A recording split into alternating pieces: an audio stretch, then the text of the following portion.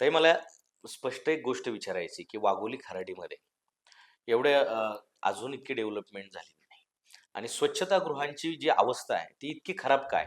आता तुम्ही बघत असाल की आपली लोकसंख्या झपाट्याने वाढत चाललेली आहे. आधीच्या काळात जी लोकसंख्या होती हं, त्याप्रमाणे आपण अनेक ठिकाणी स्वच्छतागृह उभारले होते. पण जे स्वच्छतागृह उभारले त्याप्रमाणे लोकसंख्या जास्त वाढलेली आहे. त्याच्यामुळे येणाऱ्या लोकसंख्येमुळे त्याचा स्वच्छतागृहांचा कुठेतरी तुटवडा होतोय. बरं, ही झाली एक बाजू. पण दुसरी बाजू अशी आहे की ज्या प्रमाणात लोकसंख्या तिथे जास्त जाते त्या ठिकाणी त्या स्वच्छतागृहांची स्वच्छता करण्यासाठी तिथे लोक आहेत का त्या प्रमाणात? तर नाहीयेत. तिथे हं. ती लोकांचा तुटवडा कमी पडतोय. अजून एक मुद्दा असा की पाण्याचा प्रश्न, मुबलक प्रमाणात पाणी नाहीये तिथे उपलब्ध. म्हणजे ह्या सगळ्या ज्या गोष्टी आहेत ह्या कुठेतरी आपण सोडवल्यात पाहिजेत. म्हणजे आता येणाऱ्या काळात मला असं वाटतं की सगळ्यात जास्त हा भेडसावणारा प्रश्न आहे. जिथे आता आपलं वाघोली बाजार तर मैदान आहे. तिथे आठवडे बाजार तर होतोच.